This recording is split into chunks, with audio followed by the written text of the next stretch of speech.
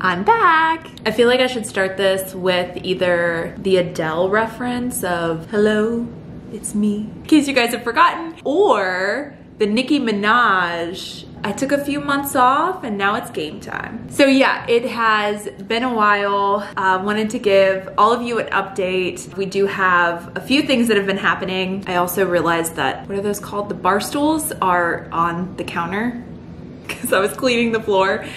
So we're just gonna ignore that. Just nobody look at there. Gosh, where do I start? So I don't even know the last video or like what was happening at that time. So I'm gonna kind of give you guys a brief synopsis of what we've been up to. And last week we did take placement of a sibling group. Of course, we're not gonna go into all the details of that. Those videos get to be approved by our caseworker to make sure that we are adhering to all of the proper confidentiality for those children. But I'll share with you a few things about getting the house ready and oh my gosh, our Costco trip. Talk about sticker shock, holy crap. But yeah, so we have kind of been off and on fostering, and that's part of the reason I just wanted to take a break from the vlogging and just like breathe and be present. We did have a placement, not just respite or like an emergency call for like a short-term placement. Those are things that we've continued to be open to with our county over this past year. But we did have placement of a kiddo who honestly was probably one of our heavier cases. And so through that experience, we took some time as a family afterwards just to heal, work on ourselves. We like to, after any placement, to kind of transition back, have a calm period before we are taking longer term placements. For this, this is actually interesting, but John and I have a vacation coming up, and we were telling ourselves that we didn't want to take placement of any kiddos until after that vacation, just because of, hey, you're placed with us, but we're gonna peace out for a week in Costa Rica, of all places. So yeah, good luck with a strange family that you have to stay with during that time. Not our vibe at all, but for this particular case, it's gonna work out. So not gonna get into details about that, of course, but it was just something where, you know what, we can create a win-win, it's gonna work out.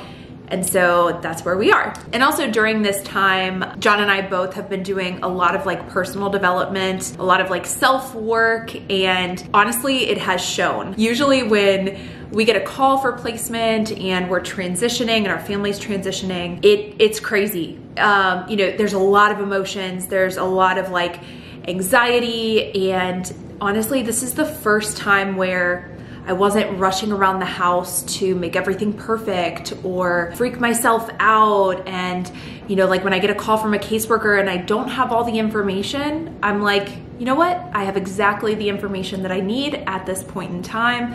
It just was a lot of ease and flow, just kind of going with it. It's a lot better this way. 10 out of 10 recommend ease and flow.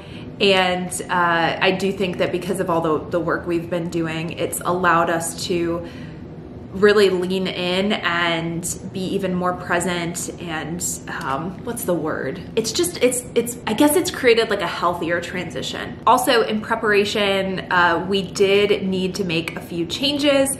So let me show you what we did to Sawyer's bedroom. Darcy, why do we have this car in Sawyer's room? Well, it's because we're building Sawyer a car bed. We're building him a car bed. Why? Because maybe we need another bed at home? I think so. Why do we need another bed? Because some more people are coming in.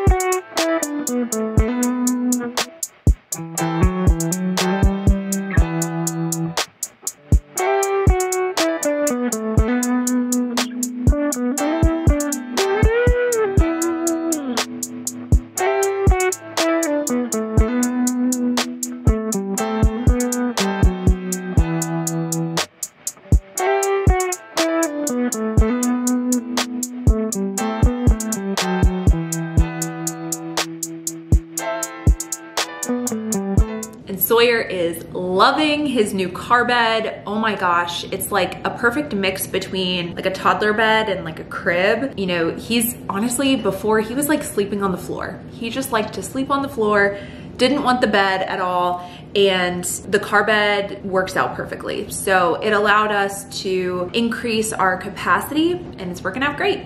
Also, we definitely needed a Costco trip and we stocked up on all the essentials. You know, we wanted to make sure that the pantries were stocked. We had like emergency dinners on hand because if kids who stay with us, if they don't like a dinner that I prepare, I wanna make sure that they have something that we can just kind of like pop in the microwave or the air fryer and they're gonna get something that they want. We're definitely not a house that, you know, hey, this is dinner and you either eat it or you don't eat it. Like, do not recommend that. Even sometimes with our own kids, we're like, hey, this is what we're cooking. If we're having tacos tonight and you don't want tacos, do you want a peanut butter sandwich? Like, it's not a great option, but you know, giving them some kind of an option so that they have choice, but also so that you're not making like 4 different meals for 4 people in the family. So yeah, went to Costco. Oh my gosh, got the essentials of like paper towels, toilet paper, laundry detergent, because those are the things you go through a lot once you're adding people to the home. And then went through the snack aisle, stocked up on the snacks, got some pre-made dinners that we can just pop in the oven this week, you know, make it really, really easy because, you know, when you take in a new placement, there's a lot of, I guess there's just like a lot of appointments. There's a lot of moving parts. And so the easiest thing that you can do for dinner is like try to go that route.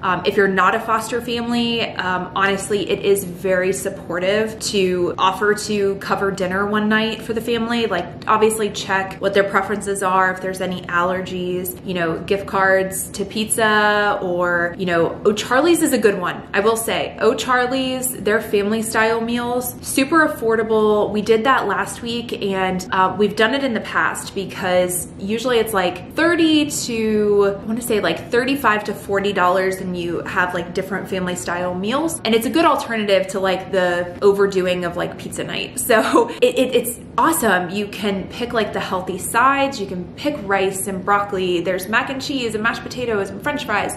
There's chicken tenders, chicken breasts, burgers. They have a lot of options and it's really affordable. And it says that it feeds a family of 6. Honestly, sometimes it can feed even more. So definitely recommend O'Charlie's. And we got a little bit of a surprise when I went on last Wednesday. Ours that's local to us, we were gonna get the chicken tender meal anyway, and it was on special on Wednesdays. And so it was $25 for a big thing of chicken tenders, broccoli, rolls. The rolls were not good though.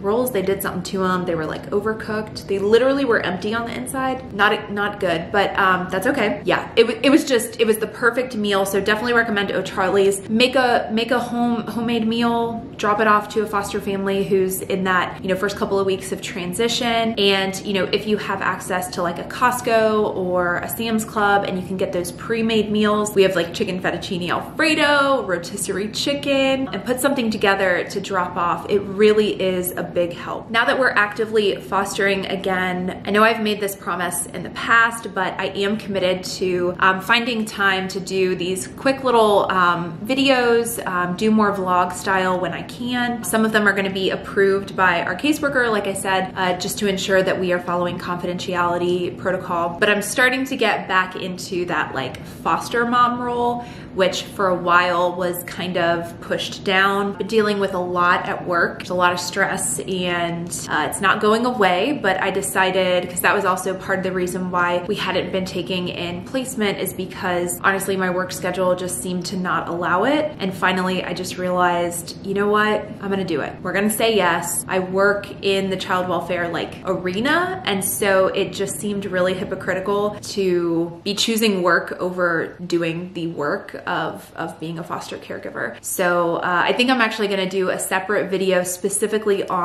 working full-time and what it's like to be a foster parent, how to make it work. So that'll be coming in the future. Also share a little bit more about how to best prepare. What else? I know some of you who follow me on Instagram and TikTok, you've seen like little snippets, so I appreciate your support there, and I appreciate all of your patience while I took this YouTube break. It was definitely needed to breathe. Oh, we can update you on Miss A. Oh my gosh, Miss A is 18 now. She came to visit after her birthday and we celebrated. So I'll update you guys on her. She's doing awesome. I actually ran into her younger sister at Costco and she's like, Miss Whitney, and it was so cool to see her. Let me try this again. Battery died. This is how out of practice I am. I don't even have my equipment ready and I am just rambling on and on, but that's kind of usual. I feel like that's usual and I'm working on it. Something I definitely want to share with you guys before I go is that I have developed an advocacy workshop. It's completely free. It's virtual. I hope all of you join me. My goal in this workshop is to really help others find their authentic voice, to really embrace what their passion is. And I know many of you who are watching, it's child welfare, it's children and families, you know, safe children, strong families, as I like to say, and then to take courageous action and make a huge difference. So that is what Be the Village is really about, advocacy and change. And so I would love for you all to join me. There are going to be limited spots available, so please be sure to register as soon as you can. Secure your spot. Again, this is totally free and it's a virtual event. That's all I have for you today. Just wanted to do a quick update before we jump back into creating content. I'm so excited to be back, like officially back. I have missed you all. I've missed you all. See you next time, Village.